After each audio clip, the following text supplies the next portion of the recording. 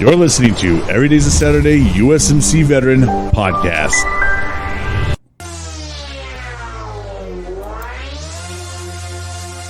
Now introducing your host of Every Day's a Saturday USMC Veteran, the one-man show, Bryan Roof. What's going on, friends and fam? Welcome to the show and another great day and another great interview. I just want to thank you guys all so much for tuning in every day, watching the show.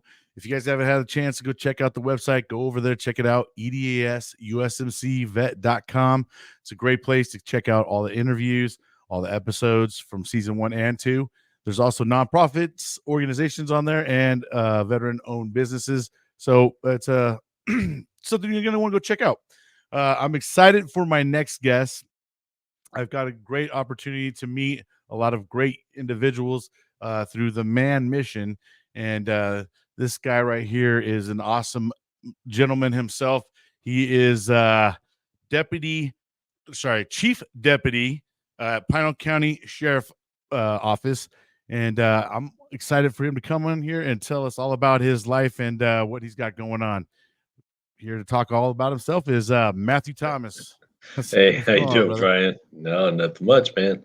Just living. My words. It's all good, bro. It's all good. It's really a Tuesday disguised as a Monday for us. So, gosh, yeah, right. One of those days, yeah. Those long weekends, they get you. It was a long weekend, and it's an emotional weekend, for a lot of guys because it's Memorial Day. So it's a long, hard weekend, and then usually it means for us in Arizona that we're going right into the hot time of the year. Yeah, man. And right before we got on, you were saying it's already touching into the hundreds. So you guys don't get much of a spring probably there. No, I don't think we have seasons. We have hot and cold. And it's not even really cold. It's just like hot and lukewarm. It's like from one extreme to the next. Yeah. I have a coach that moved out there, and he always is showing his temp and stuff. And I think it goes all the way up to 120. And I think it's been pinned out before where it's been hotter than the 120. So, oh, dude, when I was on a motor, it pegged out at 122. And so it would, there's your speedometer, and off to the side was a little temperature gauge, and it would peg out at 122. And when it pegged, it would start flashing. So it was just flashing 122 at you. So you knew it was at least 122, most times hotter than that because you take into account the asphalt and all the heat from the bike itself. So it was just flashing like hot. Oh, man, that's crazy. Yeah, it is a different kind of hot, though. That's for sure. Yeah. I definitely have experience living in the desert myself. So, but hey, man, let's get to know all about you. Tell us where you grew up. What kind of led you into law enforcement, and tell us about your whole career and how you ended up all the way up, man. All the way up, yeah. It's it was a long, tedious journey. So I'm a native Arizonan, so I was born and raised in Phoenix, and grew up in South Phoenix as a young kid and young teenager. And that area became a little rough over the years. And so when I was in my later elementary years into early teens and going into high school, a lot of that was the 80s. And so we had a heavy influence from the California gangs, the Crips and the Bloods. Some of them were fleeing the three strike stuff, and so they were heading over to Arizona to hide out, and ended up we had some of the California gangsters in our area. My neighborhood was primarily Hispanic and Hispanic gangs, and so I kind of grew up in that realm. And I always joke that I was like one of one white boys in the neighborhood. And as I got into my teens, my mom kind of saw what was going on, and she got remarried to my stepdad and moved us out to small town outside of Phoenix. That was a small farming community. And I was right back into the Hispanic population. So I was at home because it was a lot of migrant farm workers, a lot of farms, a lot of Hispanic families. And the high school I finished out there was heavy Hispanic influence. So I've kind of been in that realm, which will make sense as I go into my story. People are probably like, why is he talking about that? But it'll make sense here in a little bit.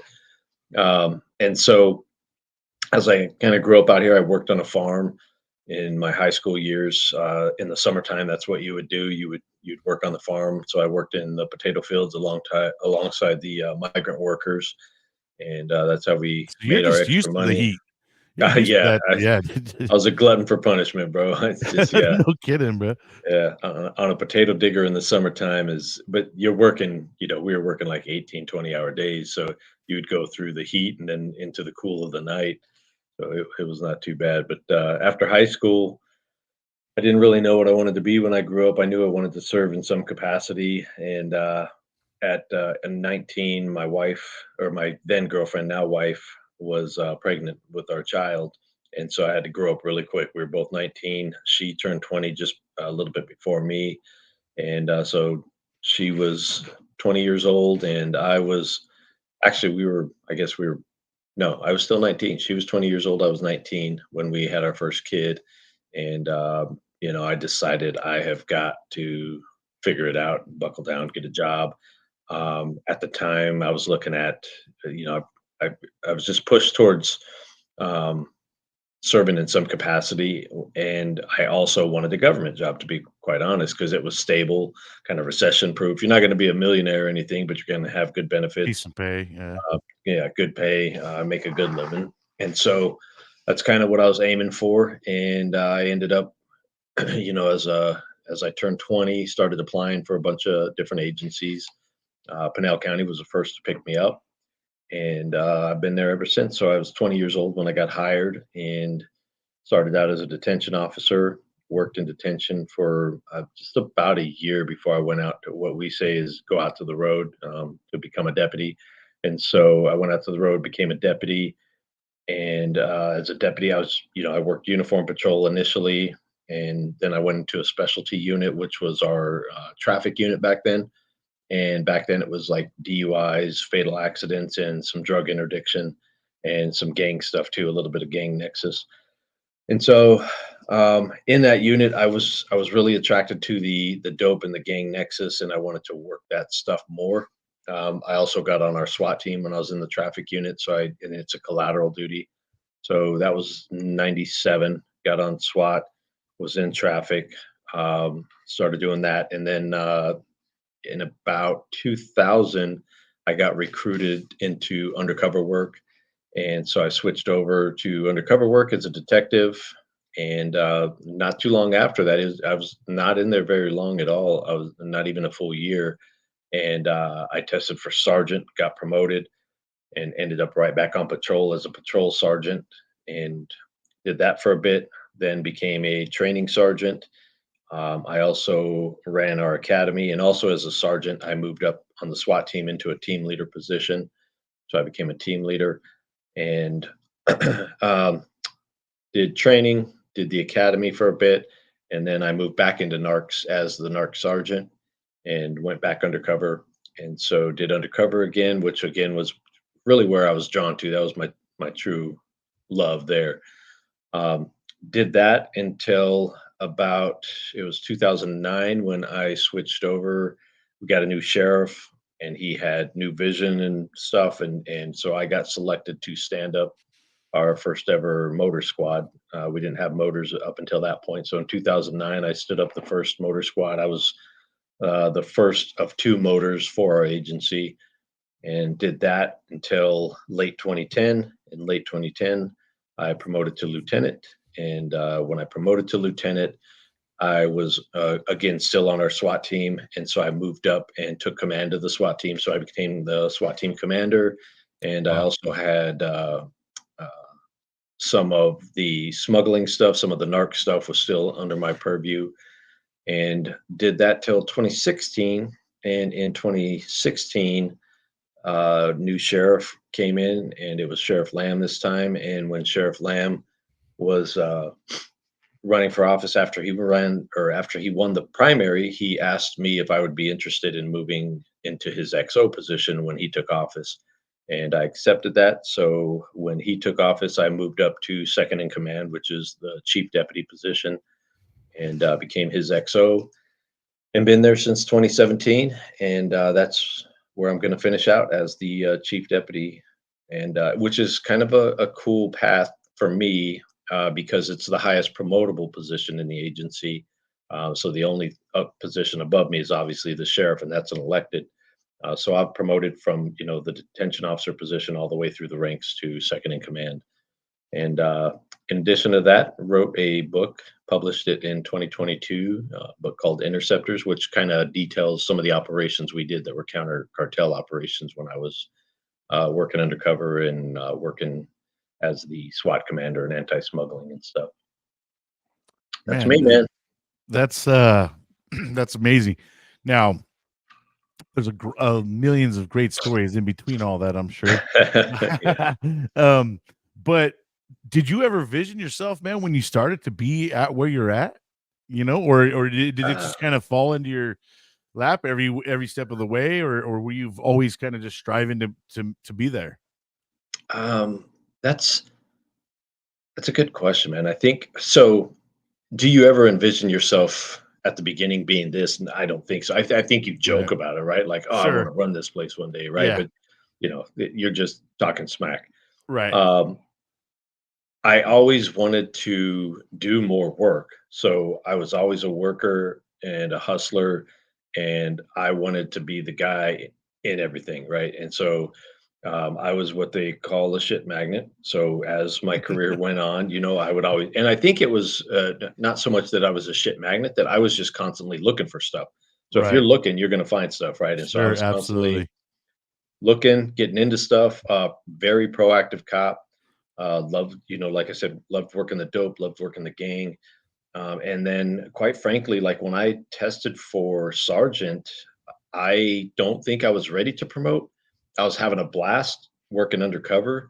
And I had a very good mentor and boss at that time that sat me down and said, if you get offered stripes, you're going to take those. And I'm like, but I don't think I am, because I tested just for the experience. I really don't want to go. I like what I'm doing, blah, blah, blah. Right. All the stuff that young guys say. And he proceeded to give me, some very good fatherly advice on how careers go and why I should take it, and kind of uh, not direct threats, but told me I'm taking that position. And so I listened to him and I took the stripes, and I'm glad I did. He was absolutely right, looking back, right? And as a sergeant, again, I was a go getter. I was one of those dudes that was like, you better not, if you're on my squad, I better not be doing more work than you, right? So I was pushing guys, and I kind of had a reputation as a hard charging guy, as a pusher, as a fixer. So I would get assigned to places that needed fixing, like, hey, this is jacked up, go take care of it and get it functioning again. Um, and I was also big on learning and networking were two big things for me. Like I wanted to learn as much as I can, and I wanted to know as many people as I could, because I knew that I was not smart enough to know everything, but I knew that the more people I knew, the more avenues I had to solve problems. And so um, as I moved forward, that helped me quite a bit, because as I was a sergeant for almost 10 years. So that first step to sergeant, and then I lasted in that position for about 10 years. And another reason I promoted to sergeant was I was looking around at who the leaders were or going to be. And I thought to myself, like, I'm not working for that idiot, right? I got to stay a Yeah. step ahead, step ahead of them, and I got to, be at least equal rank so that I don't have to answer to them. So that drove some of that too. And then same driving factors as I went for lieutenant. At that point in my career, I wanted more responsibility. I wanted more influence, because I felt that I had a good positive influence on the people I interacted with. So I wanted to have a bigger influence. I wanted to do more. I wanted to have more responsibility. And so that's why I made that jump to that next level as a lieutenant. And then as a lieutenant, I suffered under some poor leadership for a while. And that really made my decision to jump, because I jumped a few levels from lieutenant to chief deputy. I bypassed 2 levels. So it was a big Wow. jump for me. Yeah. And when I made that jump, I was fully confident in my abilities, because I looked at the people I had worked for and I knew their incompetence levels. And I'm like, if that dude can do it, I know I can do it. Right. So as Sheriff Lamb approached me with that next proposition of jumping up to this position, I was like, let's go, man. Because, I knew in this position, I would have the most positive influence I could have. And I'm at the Sure. twilight of my career. And the sheriff and I both have this motto that we want to leave it better than we found it. And what better way than in a position like this where I could have as much positive influence as possible, not only on the agency, but leaving a legacy of leadership behind where I can come back in 10, 15, 20 years and I can see guys that I poured into that are now hopefully doing better than I did. That's amazing.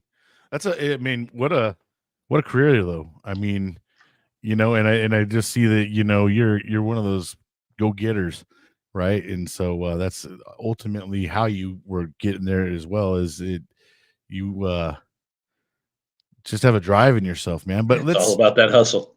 let's go all the way back, when you first started and you were a rookie and stuff, kind of, give us an experience of like, your rookie and Oh how man, things I was a were. hard head. Yeah, as a yeah, let us know about your rookie, Yeah, my rookiness days. was I made some mistakes along the ways, man. I've had some tough life lessons, throughout my career and throughout my life. And so as a rookie, I got kicked out of my first police academy.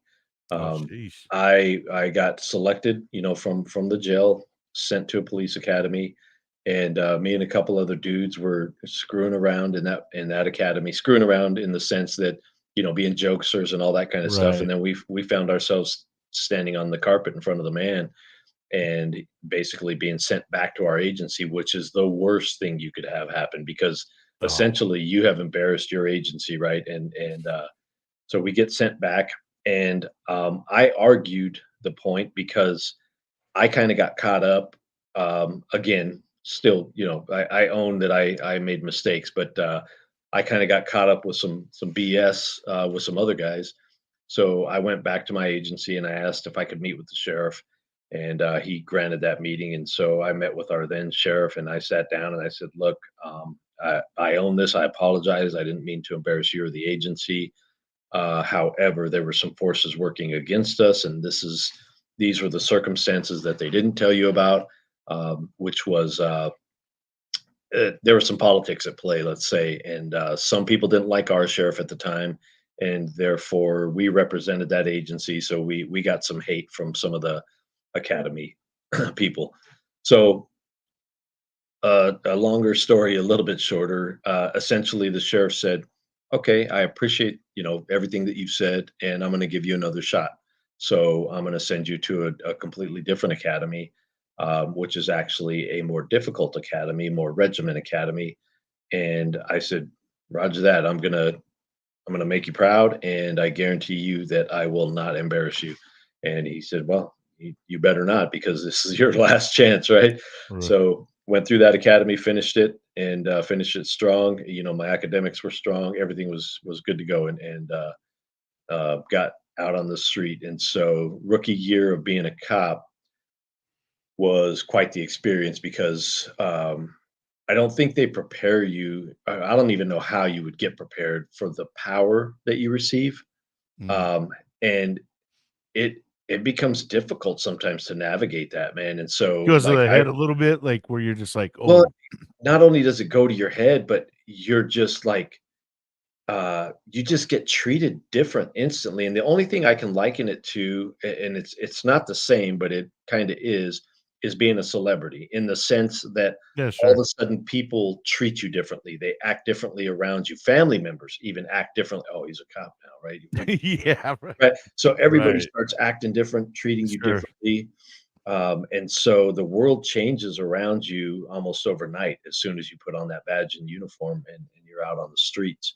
And so that messes with your head a little bit. And then, I remember my first traffic stop, dude, I was scared to death.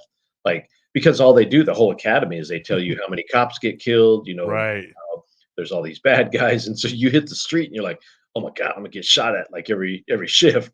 And Yeah. so you're a little bit amped up, right? And then you make your first traffic stop or you have your first interaction, and you're just a nervous wreck because A, you don't want to get killed. B, you don't want to screw it up. You've got some tenured, usually crusty old, like hardcore cop that's been there for a long time. They're teaching you or trying to teach you, right? And so you don't want to screw up for them. It's almost like you're screwing up for dad if you screw up for the guy that's your mentor there. And so there's all this crazy crap going through your head, and you're just a nervous wreck. And then, as you, it's like a baby deer on ice, right? And then as you get your footing and you start to figure things out, you start to hit your stride a little bit. And I think for deputy sheriffs, it's different too, because city cops, there's so many of them, and they don't necessarily always make their own decisions because there's so many layers of bureaucracy, and sergeants have to make the calls on this. And for us, it was you're solo a lot of times, so Mm. you're a deputy all by yourself, nobody else around to help you, and you got to figure it out. And so within a couple of years, you kind of hit your stride, and you're feeling pretty confident, and doing your job and handling things. Man, that's awesome. And then so after like what did you say like about it after about the first year or so you started feeling a little more confident? I would say, yeah, A couple probably. months in? Probably like no, it was probably at least a year, if not closer to the 2-year mark, where you're kind of like, okay, I feel like I've seen a lot in those couple of years. I've dealt with a lot, and I'm pretty comfortable in my decision making. I think right out of the chute, right?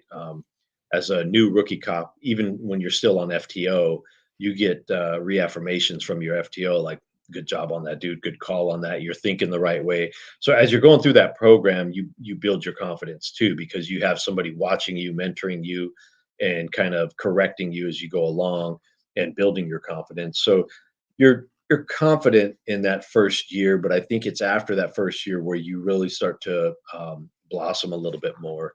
And then for us, I feel like most of the cops, most of the deputy sheriffs out there that have a good pace of calls that they're seeing and call volume, probably by the 5-year mark, they're pretty squared away. Like they've seen quite a bit and done quite a bit, and they can Yeah. handle damn near anything. Now, did you start off with a partner or like sheriff? Do you Yeah, guys not I have a wish. partner? Yeah. Yeah, the No, sheriff's department doesn't really it doesn't seem like they have as many partners as like you see like police, no, yeah, we fly solo for the most part. That's what I mean. That's another difference between PDs and SOs. Not all the PDs run to a car, but some of the bigger ones do. But we're generally solo. The only time you're partnered up with anybody is when you're in that training phase, and then once they kick you out of the nest, essentially, you're on your own. Oh, dang. Yeah, Yeah, right on the street on your own, huh? yeah, that's it, man. Wow. So, after, how long did you, before you actually got your first promotion? So I worked as a patrol deputy. Let's see, that would have been right about year 5. Into year 5 is when I tested, and I got promoted right around year 6. I might have even been in year 6 already. It was pretty close to my 6 years as a street cop when I promoted to sergeant. So 5 or 6 years, right around there. And then you went from basically being on the street to kind of answering calls when someone's like, "Hey, I need a supervisor on," or like, how did your Yeah. responsibilities kind of change from? So the responsibility level, how it changed was, as a deputy, you're just responsible for the calls, right? You Right. you check on duty, and dispatch starts giving you calls. We have neighbors that can't get along, we have an accident, or whatever, whatever the call is, you're handling that call, it's your case. When you move to sergeant, you still do a little bit of that, but Mhm. you're more into managing schedules and leading people. And so, um, as a brand new sergeant, I was responsible for, back then it was called a district. So I was responsible for about a 550 square mile area. And as a sergeant, that beat essentially was my responsibility. So I was responsible for scheduling all the staff to work all the different shifts. And we had 3 shifts. We had days, swings, graves. So I would have to schedule everybody for those. I would have to plan vacations out. I'd have to plan training out, essentially take care of all the staff in that area, which I think at the time it was probably, I would guess, about 20, 25 people that I was responsible for.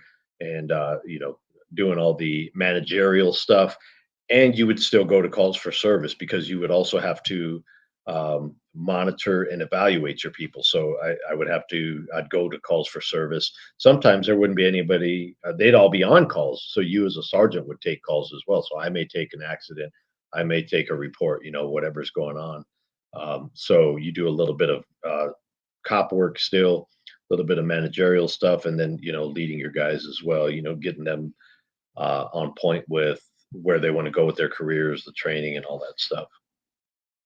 What was your shifts like, man? Were you nights guy or day, or did it got kind of vary? Uh, we It varied because when I first started, we run rotating shifts. So every 3 months, you would rotate, no matter Right. what. You Okay. could work yourself out of that. Like you could, because if there were guys that didn't want to go to, I love nights, and I like nights for a couple of reasons. Nights were just more active for us. Right. Yeah. More stuff going on. Nights were cooler in the summertime, also cooler in the winter, but I liked when the sun went down. That was my game on time. So I tried to work my way to nights, but in the beginning we were rotating shifts. So every 3 months you would rotate, and then as I became a sergeant, we actually went to shift bids. And so as a sergeant, from the time I was a sergeant on, I worked night shifts primarily for about 24 years of my career, and I've been on the job now for 31, and so for probably maybe not 24, maybe 23, but either way, the majority of my career was night shift, whether it be actual night shift on the street working patrol, or night shift in the sense that we were out chasing bad guys. When I was working undercover, we were doing a lot of night stuff. Chasing cartels, we were doing a lot of night stuff. So nights was my jam. I didn't like, and it's funny because when you're a street cop or a sergeant, you don't like days because that's when all the brass is out too. So you don't want to be around Yeah. the Right. brass. Yeah, I get that. It reminds me so much of the military sometimes, of like some of the things that you say. Like, yeah, we're kind of the same way, and when it comes to the higher ups, like, oh, try to avoid them. Yeah, yeah, Now exactly. everybody's trying to avoid you, man. I know, dude. Now I'm the brass. They're like, oh, here he comes. I know, I I'm like, know. pep it up. And the funny Uh, thing is, I I'm just a dude, right? I'm a dude that has been blessed, and I've had a great career, and I'm blessed with a leadership position, and I view me as me, right? And right. but the funny thing is, especially like with guys that I've worked with through the years, it's different because we still They know smoke and you. joke, and yeah, Yeah. and we'll crack on each other and all that stuff. But with the younger guys that I haven't had the opportunity to work alongside, because of that rank, Yeah, you can see yeah, the eyes lit yeah, up. Like, yeah. You walk in with stars on your collar, and they're like, "Uh oh," like, "No, no, no!" Like, I swear, I'm just a dude. Relax, Yeah. relax. So, going back to, before you got promoted to sergeant, do you have any stories that stick out to you the most? I mean, I'm sure you got thousands, dude, but Yeah. is there like a really one that kind of sticks you out when you were in that on the streets? Well, the bad stuff always sticks out. I worked some horrible fatals, Sure. and I was on some horrible calls where you just see things happen to the human body that just shouldn't happen, and you get to be front row to death at its finest. And so those are a lot of the ones that stick with you throughout your career. And of course, along with, I don't think people understand, and you guys in the military do if you've been combat deployed, the things you see and the smells you smell, and the Mhm. the imprint that it leaves on your brain. Those are all things that, quite frankly, they haunt you for most of your life, Mhm. because I can smell certain smells like battery acid, and they'll take me right back to an accident that I was at, where you have somebody screaming as they are dying, and you are with them taking their dying breath, right? So those are some of the tougher calls, and of course leave a lasting memory with you. And then of course there's funny calls where you do some of the goofy stuff that goes Sure. on, and some of because, man, especially for me, that's why I like working gangs, because Dude, street gangs and street gangsters can be some funny dudes. Right. Um, Yeah. and so when you're working with gangsters on the street and you're interacting with them, it's all a big game for them, man. It's a cat and mouse game. And when you get the true gangsters that are just playing the game and doing their thing, and it's not really personal to them, it's just all part of the game.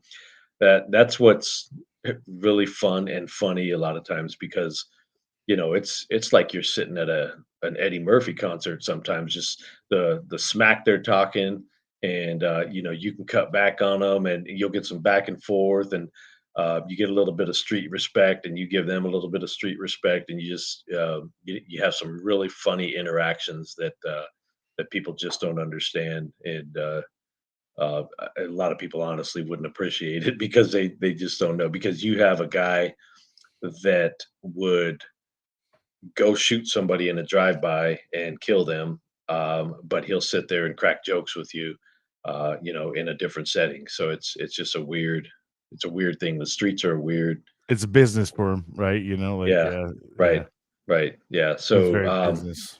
but to answer, I went way around your initial question. So I think there are lots of calls, man, but to narrow any down as a rookie, I think probably one of the funnier ones, and not funny in the sense I'm not making fun of mental health, but because it's a real thing. But we had a crazy dude, and we got a call of a dude on the highway, and this is a major highway. So they're like, "Hey, there's a guy running in and out of traffic on the highway. The highway patrol's nowhere around, which we're kind of used to at night, and so can you go handle?" So I head over there and I find the dude, and sure enough, he is darting in and out of traffic, and so I pull up and get him over to me, and I'm asking like, "What's going on?" And just the first couple answers, you're like, "Okay," and so He's on he was like, something. "Yeah." He was talking about the people that were chasing him, and we got to get him out of there, and blah blah blah. And he's like, "It's all because of what's on this paper." And so he's holding up in front. I mean, like, I don't have any paper, but he's holding up a piece of paper, and he's like, "It's all because of this, because I have all the information." And so I pick it up, and I'm looking at like both sides, and it's just a white sheet of paper, and I'm like, "Dude, there's nothing on here." And he's like, and dude, he was so like upset that I didn't know this. He grabs it and he turns it sideways. So imagine looking across the razor thin part of a piece of paper. And he says, "You have to read it this way, dude." And I'm Oh like, my gosh. "Okay." Right. So you need to get in my car. And so got him in the car. He was having, like I said, having mental health issues. But, when you look back on stories like that, you talk about like, oh, like, so matter of fact, like, "You dumbass, why don't you know how to read papers, like, sideways?" "Okay, that's a thing." Uh, you learned that way. Yeah, that's it, I knew. Oh man, that's great. Yeah, I could imagine, and speaking of mental health, and stuff that you guys go through I'm sure you've gone through the transition, right? Like there was probably a time where we didn't talk about mental health and stuff like that. It Oh, wasn't yeah. now, and now you hit like after COVID and everything, mental health is at a very high height, and it's very talked about. And Yeah, much more how awareness, yeah. yeah, how do you guys managing that through your guys' departments? I mean, because you guys, a lot of us veterans that deployed, saw combat, come back, and we got a lot of ailments and problems, but you guys Mhm. live that day in, day out, and still got to get up and go to work and go do it again. Right. Now, do they have that, do they have programs for you guys when you guys go through certain things to kind of help you work through that? Yeah, we're getting there as a profession. It was like when I first started, that was all taboo, man. If you mentioned Sure. anything about Right. you were struggling, then you were Yes. Yeah. blackballed and you're a nut job. Don't you like can't be on any specialty squads. Damn sure can't be on like SWAT and stuff because we don't want to put you in any situations where you can't mentally function. And so it was all taboo back then and I think a lot of it obviously had to do with misunderstanding of what's actually going on with us, right? And so you learn to compartmentalize everything. And the problem being, and I've experienced this myself, the problem being as you compartmentalize, eventually your compartments fill up, and you Sure. never know. You don't know when they're going to fill, and you don't know how they're going to fill. And when they get full, they start manifesting themselves, right? And they manifest themselves in a bunch of different ways. And so, it may manifest itself into an addiction, like alcohol, right? You may start drinking alcohol because you're trying to wipe out those memories or whatever. There's dudes that become sexual addicts, right? Because they're just constantly trying to fill a void, and they're trying to, fix what is going on in there. And so as we move forward, especially now in a leadership position where I have not only the ability, but I have the duty to make sure that my people are okay, we have to have those discussions. We have to Sure. talk about mental health because it's a real thing, especially when you see cops, and I know this is true in the veteran community, killing themselves more than they're being killed, right? And so when that's the case, I think as a leader, you're doing a disservice to the whole profession if you don't embrace that and understand it. And so, at least for our agency, and I know it's true for the profession as a whole, they're starting to understand it. They're starting to embrace it. They're starting to lean into it more. And there's programs out there that agencies are using. There's doctors out there that are specific to our profession because much like vets, right? If I'm a psychologist and I've never served as a vet or as a first responder, there is no way that I can sit across from one and try and understand what they're going through. There's just no way, because everything at that point would be theory for them, right? It's all theoretical based on what they've read or learned, and none of it applies to what we're going through because theory and real are two different things, I think, in that realm. So, a lot more professionals that understand and know first responders, either former cops or they have embedded themselves with the profession, so they have a full understanding. And I'll give you a perfect example. Like if I went to a regular psych doctor and as a cop, my gun is a tool for me, right? Sure. And Yep. so I take my tool everywhere. I have my tool for all purposes because you never know when you're going to need to use it. So if I went to a regular psychologist and they said, "Hey, are you armed right now?" Yeah. Boom, you'd be done. Like, nope, shut down the Yeah. interview. That's unsafe. You're mentally unstable and have a gun, and all that kind of crap would happen. Now with cop specific psychologists and psychiatrists, they understand our world, so that's not an issue. So the first time I ever actively sought out counseling and went to counseling with a doctor um, that specialize in first responders. Same question: do you have your weapon? Yeah, got my weapon. Okay, cool. Just that's fine. It's all you're all good. Let's just sit down and talk. And Yeah. so that is one of the small differences. But again, all of that to say that the profession itself has progressed really well. We have a long ways to go, but at least we are working towards getting there. Yeah. It's crazy because just looking back in time and in the past, there's a lot that we didn't hear about, or it just wasn't as prevalent as it is now, like with people taking their own lives and struggling with PTSD, things of that nature. I mean, we had people, World War and Right. and in the law enforcement for years and years and years that seen and done things, crazy things, and Right. just had to get up and go to work and do it again. And some of these guys that came back from World War, two, they had to go right into work and go, Right. start making a living for themselves and get right back into the swing of things.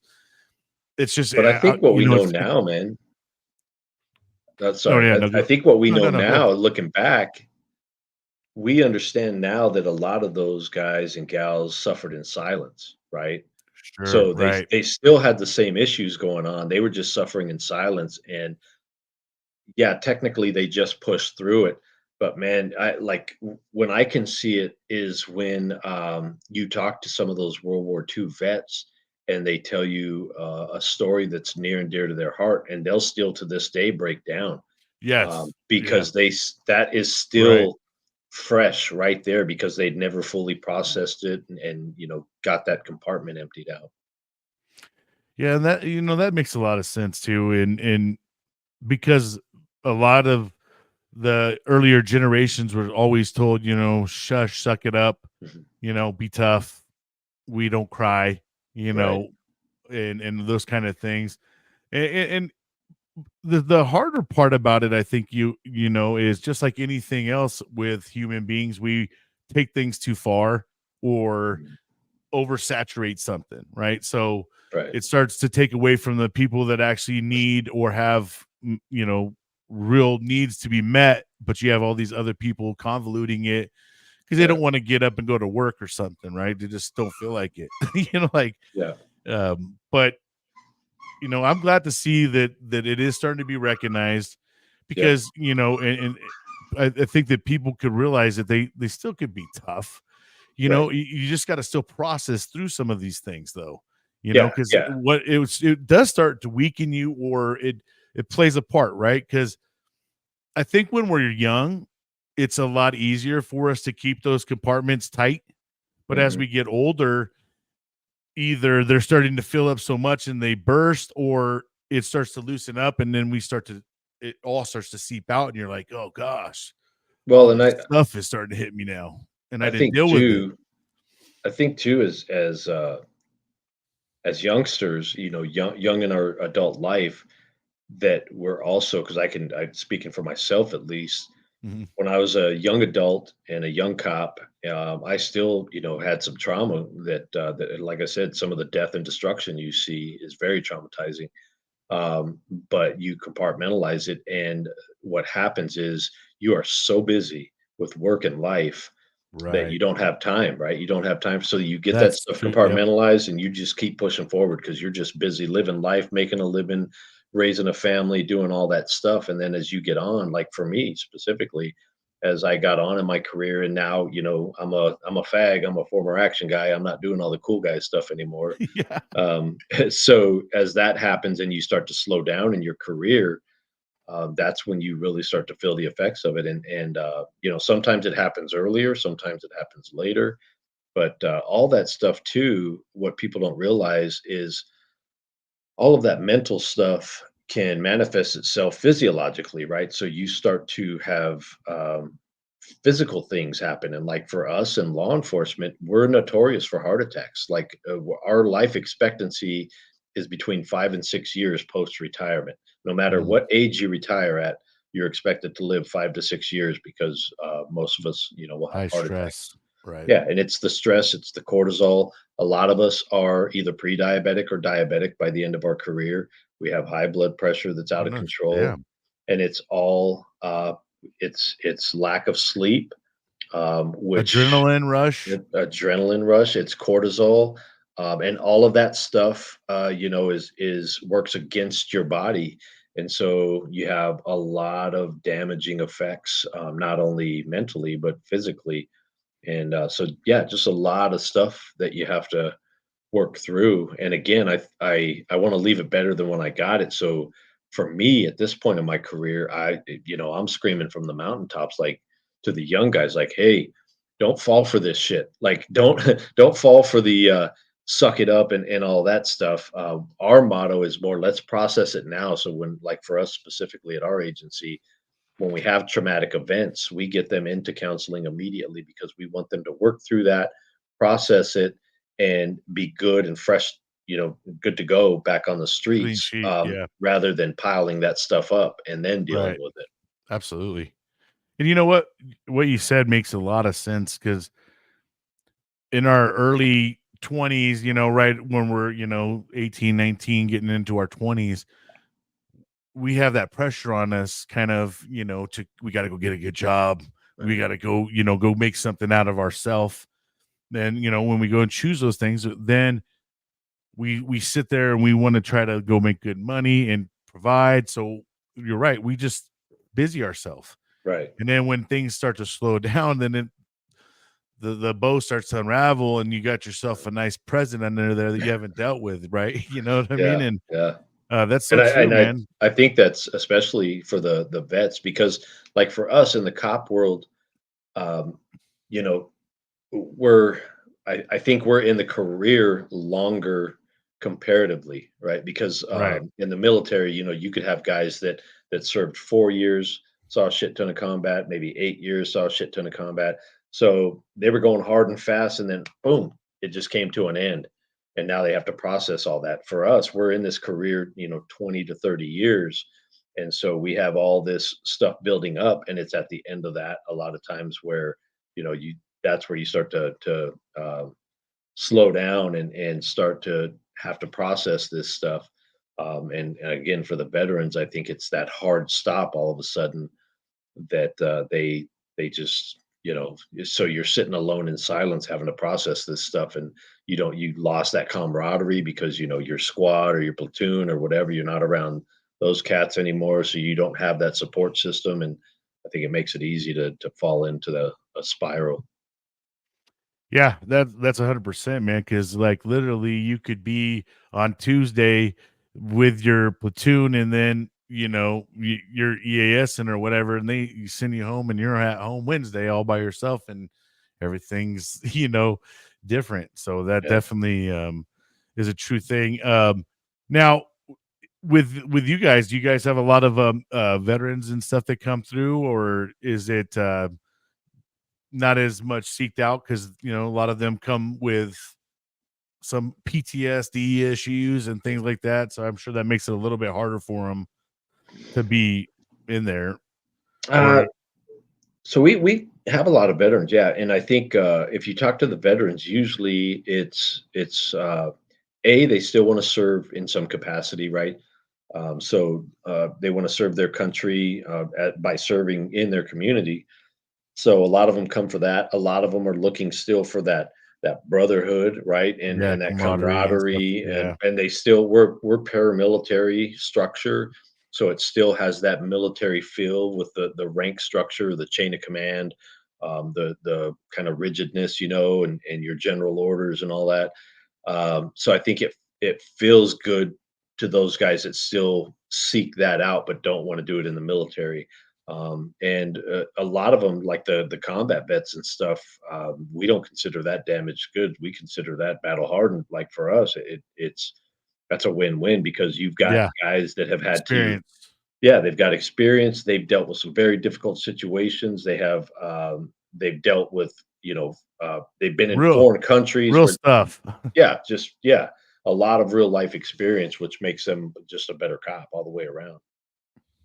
Yeah, that's true. Because I mean, training is training. Blank rounds, sounds, but the real deal experience, you can't mimic a lot of that Oh kind of no, stuff, right? yeah, So no, I can't no. imagine. Now, switching it up a little bit more into when you got into the when you were undercover, Hmm. that has always intrigued me too. I like watching a lot of cop movies and stuff, and I always love when they go undercover. Now, you really enjoyed that? Did you have to really go in there and do a lot of kind of cool ops, or So was it we pretty? Yeah, we weren't, like, we weren't like Miami Vice or anything, where we're deep, deep Right, right. undercover. We did, some covert, some overt stuff. So I was, when I was undercover, I did have long hair, beard, all that stuff, so I looked completely different. So you would change up your look, and it wasn't necessarily, that you had to do that, it was what you were comfortable with, like, You what could always tell persona. probably the undercover guy though. He's got the beard and the long hair. Like, Yeah, I yeah, know where these but guys work. yeah, it was kind of a thing, but you're trying to fit a role, because it's really I joke with people, I tell them it's, I was an actor. They're like, "Oh, you were?" "Yeah, yeah, my acting job, my life depended on it." So, I had to Yeah. do some of the best acting around. Because when you are working undercover, because we did some of that stuff where, you're going into bad guys' houses, or you're going into warehouses and meeting with bad guys, and, you're making these deals, or doing whatever you're doing, and so there is a level of the like covert stuff that you do where you're playing a role and you have a persona and you're, essentially tricking them into believing you're a bad guy. And and that's really what I enjoyed because I'm a hunter too. So I like hunting. And, I think it was Hemingway that had the quote about the hunting of armed men, and there's nothing like it. And once you do it, nothing else will fill that void. And so that's true for our profession too. And like working undercover was the ultimate of doing that because you're in their realm, beating them at their own game. And so that, I love that part of it.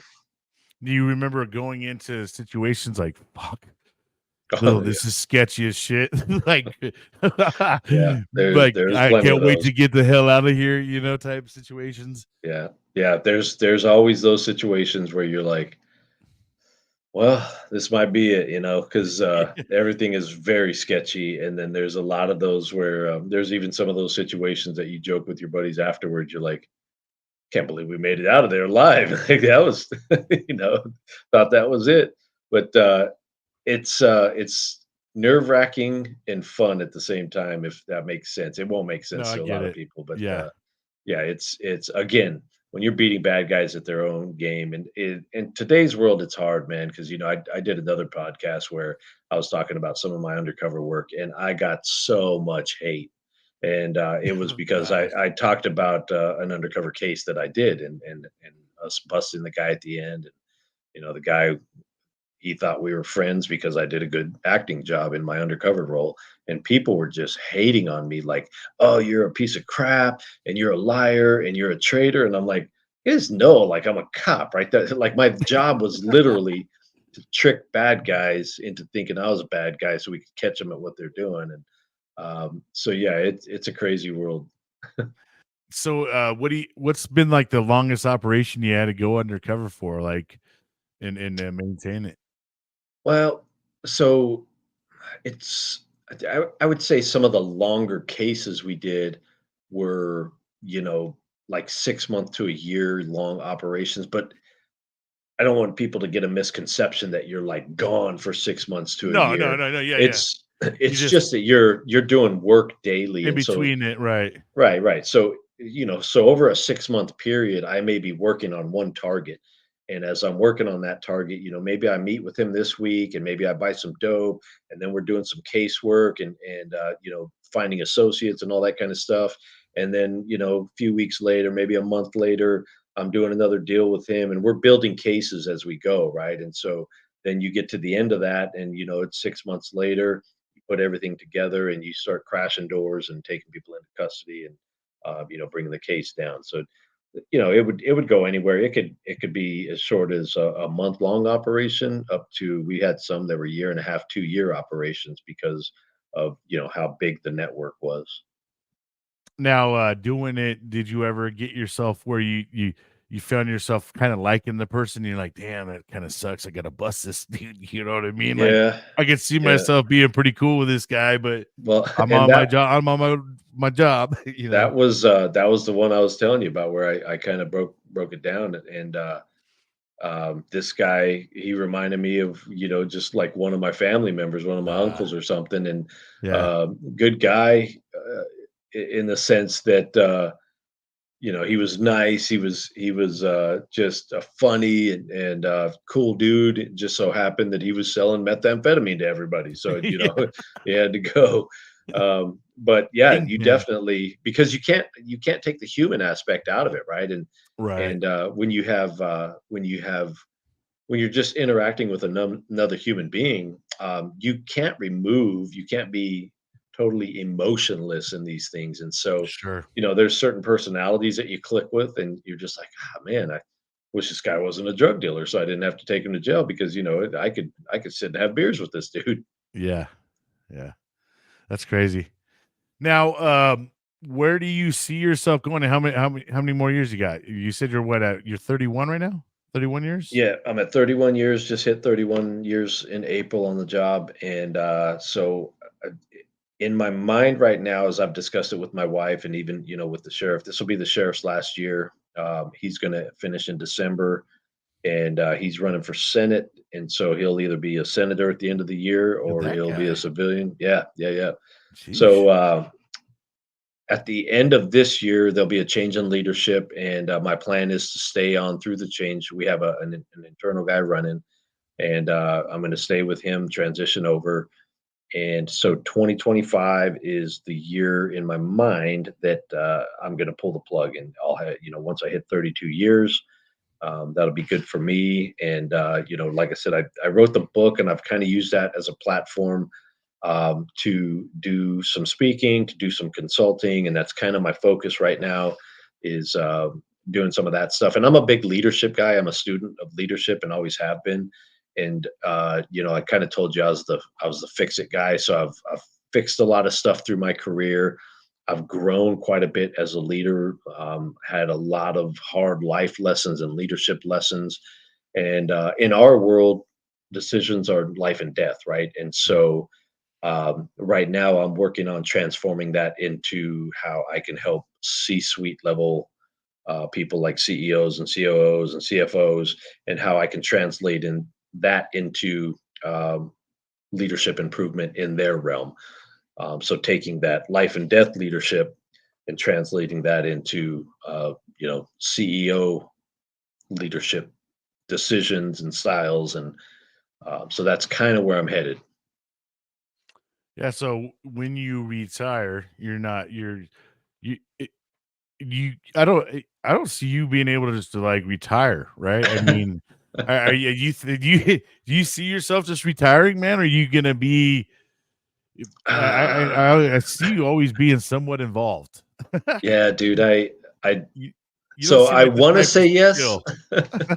I want to say yes to that question. I really do, because I see I'm sure your myself wife like, wants you to say yes to that yeah, question too. yeah, she does, because she sees us relaxing on the porch, maybe getting some fishing in, maybe doing some trips, and just enjoying. Because she's honestly, she's her and my children have felt the brunt of this career, Oh, and I'm sure. Yeah. I owe it to her to kind of finish out um, in a relaxing manner, because she's put up with a lot of stuff over the years with my career and been a great support. And so yeah, so to answer your question, no, I don't see myself sitting still, but I will, and I do see myself staying connected to the profession. And Sure. again, I leadership is my goal. That's where I want to focus on, and I think I can still do that and give back to They'll be the looking at you for profession. mentorship, I'm sure, as well, Right. you Right, know? right. So yeah, I think I'll stay involved in some capacity as far as keeping my toe in the water in the law enforcement realm.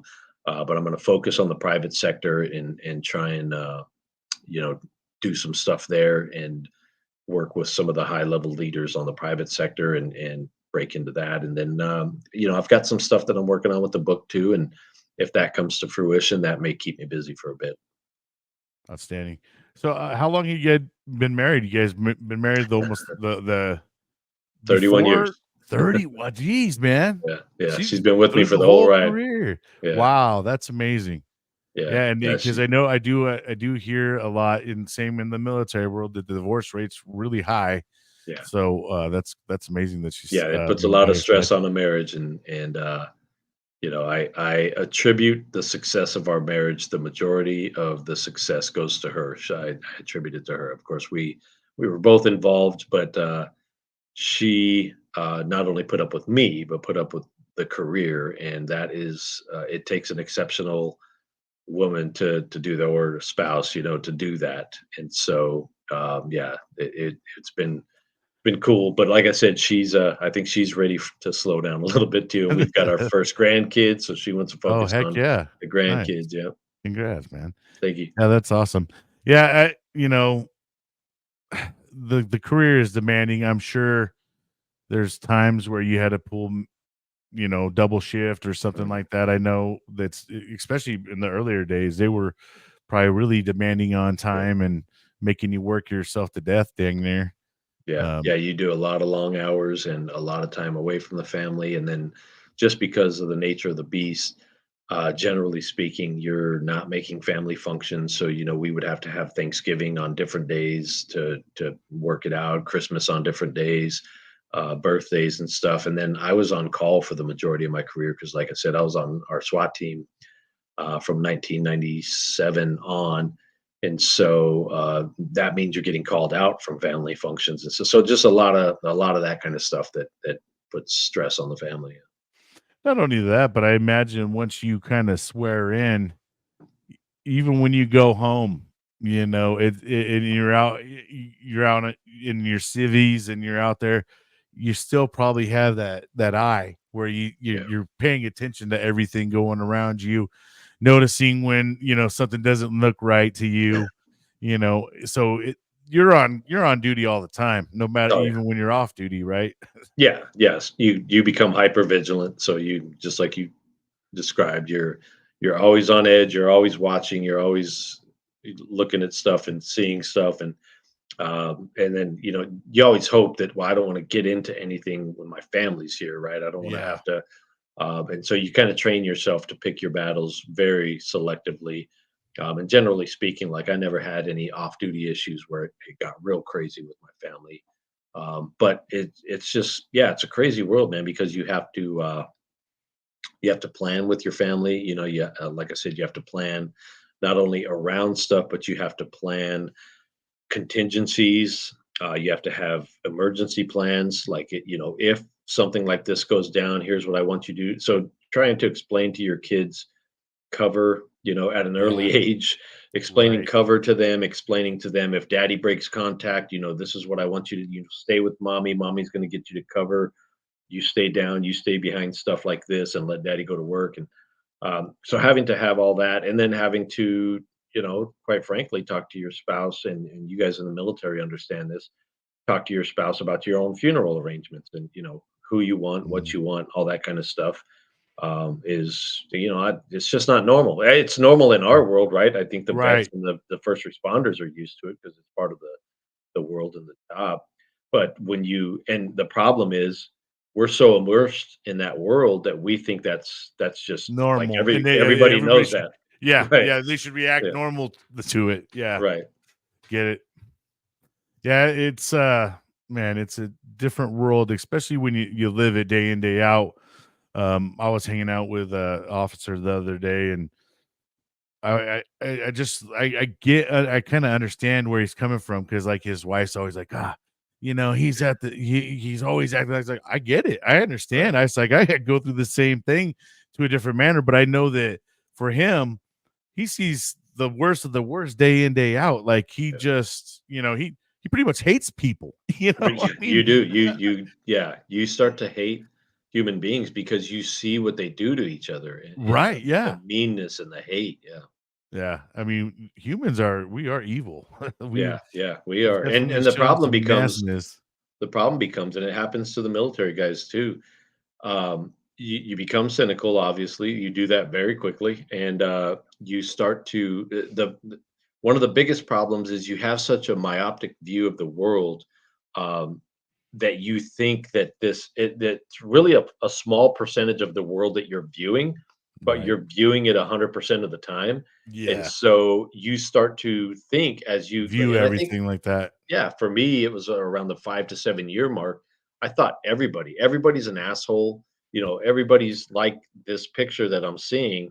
And it was only later on, as I moved into about 10, 12 years, that I had to break myself out of that and broaden my view to realize, no, actually, the majority of the world is really good.